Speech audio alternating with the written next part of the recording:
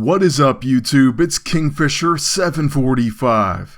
And in this video we're going to be doing a first look and overview of Spec Op 34. We also have this really cool graphic to work with for this Spec Op that was provided by Matt at Matt Sketches. So I do want to thank him for that. As most of you know, earlier today the new Spec Op dropped, and because I was working on school projects I couldn't make a video just then. Still though, it is a tradition, so we had to do a first look and overview, even though it's almost 4 AM here. Now I'm going to tell you right away, I'm fighting for pro-predictive justice with Blue Marvel. I just love the characters that are on that team, so I'm going to side with them. But you're going to want to run it through on both sides anyway, so really it doesn't matter. As for the tasks, they're kind of weird right now, but after you complete all Spec Op 34 tasks, you will get Jane Foster. We're going to look at all the Spec Op stuff, but another major update is Urban Jungle Black Panther alternate costume. It comes in both Bruiser for 60 CP and Tactician for 48. It looks pretty awesome and has incredible passives. Or one passive, but it has a bunch of different things about it.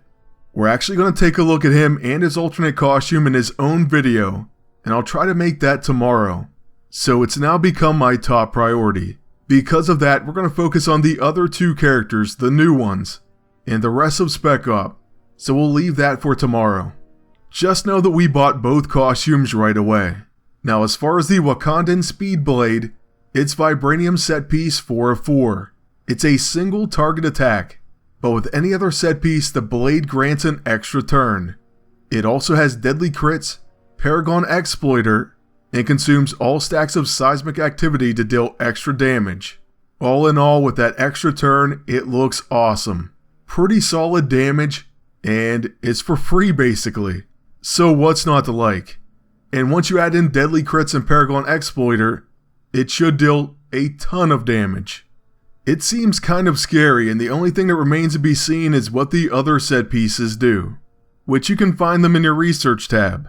But we'll focus more on those set pieces later, and we'll have a full set review at least a week before the end of Spec Op. As for the tasks, we already saw the one for Jane Foster Thor, and the task list is a little bit screwy early on, I will say that.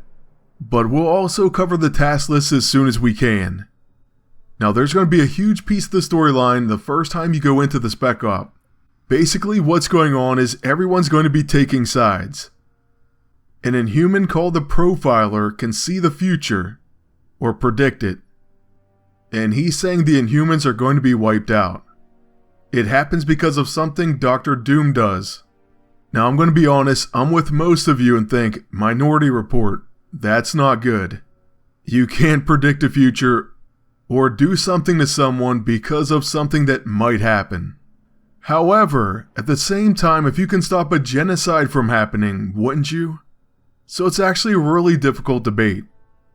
Mainly difficult because as the story goes on, part of it's coming from Maximus the Mad, and is he telling the truth? That's the major question. Otherwise, I would say it's more cut and dry. You pretty much have to stop an entire race from being wiped out. I think most sane people would say that. But yeah, things are more complicated because of who's involved and can you trust it. The Inhumans seem to think so, and so does Captain Marvel, Spider-Man, Steve Rogers, Captain America, and more. I say Steve Rogers Cap only because Falcon's going to be on the other side, and of course Sam Wilson becomes Captain America. But yeah, I'm with them all the way. The fact that I would normally say, you have to stop that event if you can, and then throw in some of my favorite heroes, that's enough to sway me. It's also kinda cool that Iron Man and Steve Rogers are on different sides once again. So I would have been Team Cap if it was Civil War 1, and that hasn't changed. But luckily in Marvel Avengers Alliance 1, we're gonna have to run both sides. So it really isn't going to matter in the end. As far as the books though, I'm definitely going to pick them up.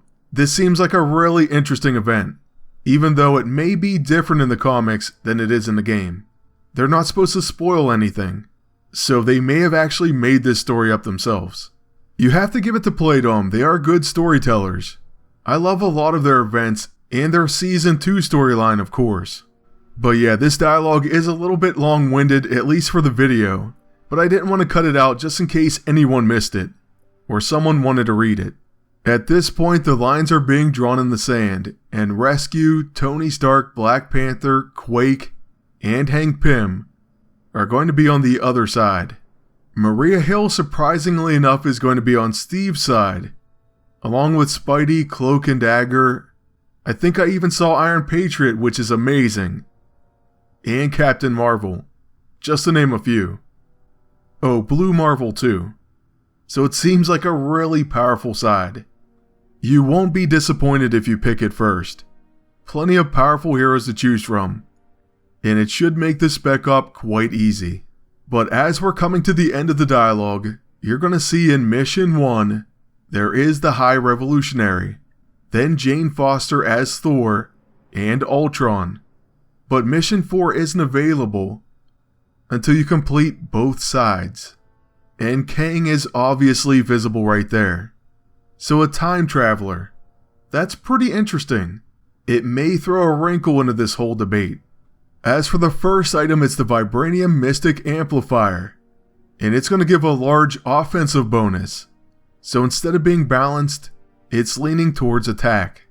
That's pretty interesting, and I'm wondering if there's going to be a defensive item as well, or if this is it. After that, the next blueprint's going to be for the Proximate Foreboding Device. It's a self-tech move that's going to grant Proximate Strike, chance to preemptively counter melee attacks.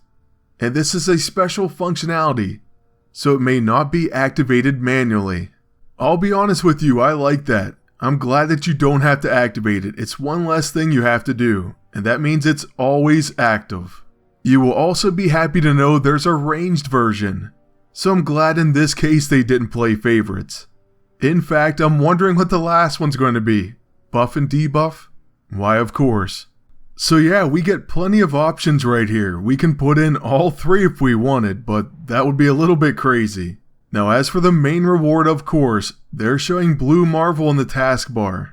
So we'll take a look at him, then Jane Foster. In this case, Blue Marvel's going to be a generalist, and he has Antimatter Generator. Generates antimatter per turn. He also has Outwit, chance to pre-counter attacks with disadvantage, creating a negative effect according to the class and beneficial buffs of the target. Also gaining 1 antimatter, and antimatter reduces damage and increases evasion. He seems like he's going to be pretty hard to damage, and he has attack and defense at a pretty high level to start out. So moving on to the weapons we can get from the missions before ultimately stopping at the character page. First, there's going to be the Dino Claw. First, it has a chance to perform a follow-up attack when using Dino Claw. It also exploits bleeds, has hemorrhaging attack, causes bleeding and mangle, unable to use buff and heal abilities. This is a pretty awesome debuff that we kind of forgot about for a while, but it is definitely a great one. I'm actually looking forward to getting this weapon, and if the rest are like this, it should be an awesome Spec Op. Next up is going to be the Panther's Blade. It's going to grant Eye of the Panther, Heart of the Panther, so increased evasion and accuracy, plus jungle combat. Chance to preemptively counter single target attacks against the agent. Both of those Mission 1 weapons look pretty promising. Now moving on to Mission 2, first up is going to be the Temporal Blaster. It's a melee energy temporal attack, even though you would think it's going to be range. Now it does have exploit opportunity, exploit shields, and temporal. Ignores most avoidance effects, does not trigger protect abilities.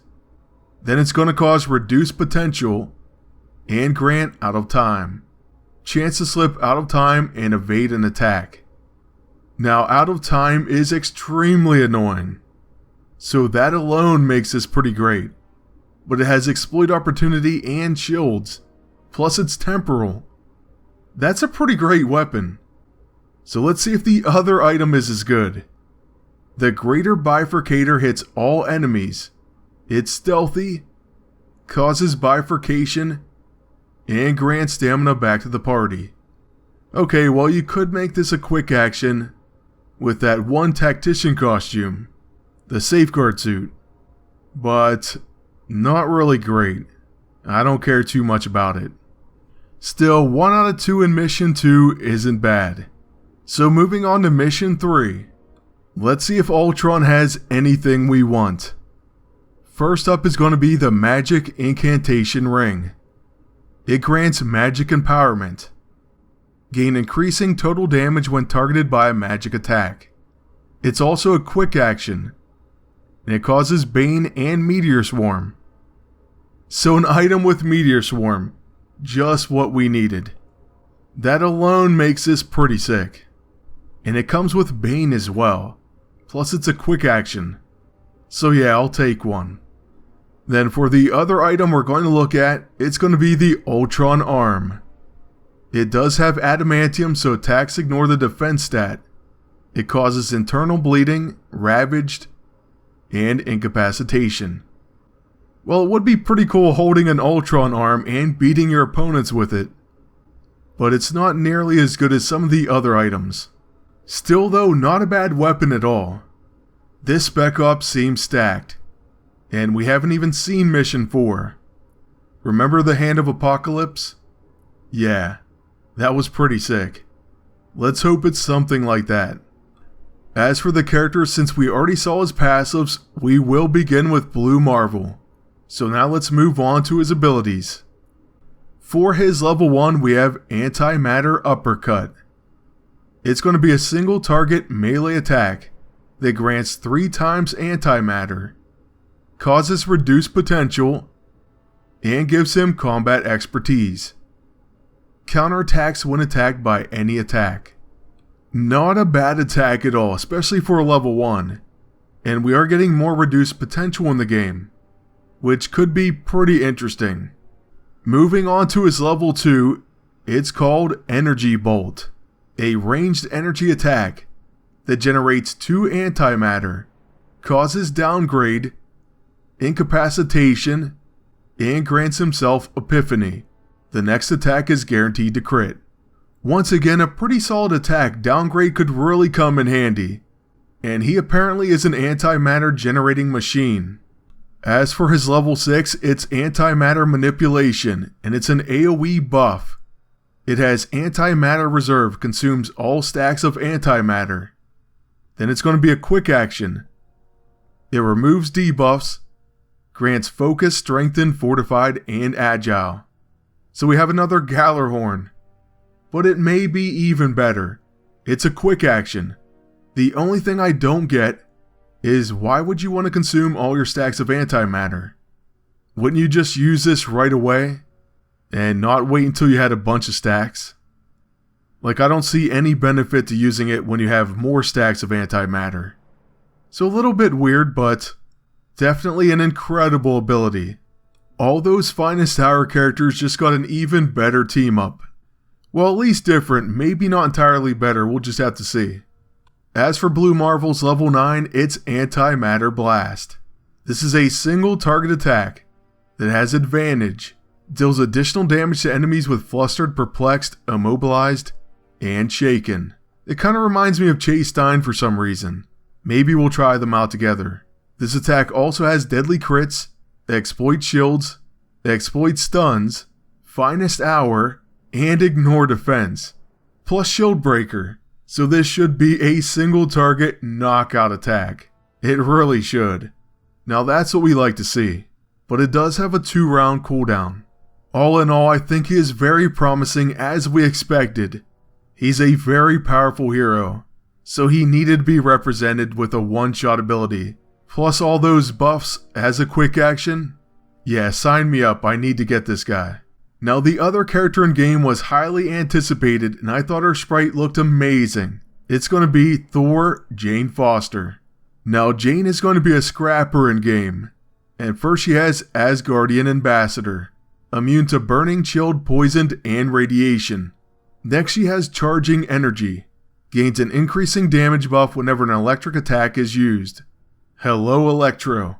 It's consumed when Jane Foster performs an attack. Finally, she has Static Pull, chance to interrupt attacks made by enemies with static charge. Now that's pretty epic. There's plenty of static charge incredible heroes in game, and interrupting attacks You hardly can beat that. People may want to actually equip that E-ISO that makes you immune to static charge in the future. I don't know. But let's go ahead and check out all of her abilities and then we'll kind of wrap this one up. First off, there's Hammer Throw. It's a charged attack, so triggers static charge. It also causes it. So not a bad first ability, static charge is always important, especially for her. But moving on to her level 2, Asgardian Strike. This grants rising up to all allies and crackling shield. So a pretty awesome melee attack. It's more like an awesome buff, but you get to damage the opponent as well. I like it, I'm all for that. Moving on to her level 6 though, it's Shocking Slam. This ability is going to hit all enemies and it's a ranged electric attack. It will cause shocking development, so chance for ozone, crackle, fried circuits, and static charge. Then a 30% chance to stun. I don't really like that, that's pretty low. It should at least be 40 or 50%. Then it would be an awesome ability. Now with that 30%, that means the AI will probably get it all the time and you never will. So that could be pretty bad. Still, looking ahead to her level 9, it's Home Run. A great name, and it has deadly crits, finest hour. So hey, we could even team her up with Blue Marvel. And it has Shocking. Deals extra damage against targets with Crackle, Ozone, and Static Charge. As we could tell the whole time, she's going to be great with Beta Ray Bill, Victor Mancha, Thor, and of course Electro, just to name a few. So I look forward to getting both of them, and we'll definitely cover them as soon as we do. Plus the whole task list up until we get them. If you need any help along the way, I'll be here. So make sure you tune in, hit that subscribe button, please like and comment. Thank you all for watching, and until next time, good luck and take care.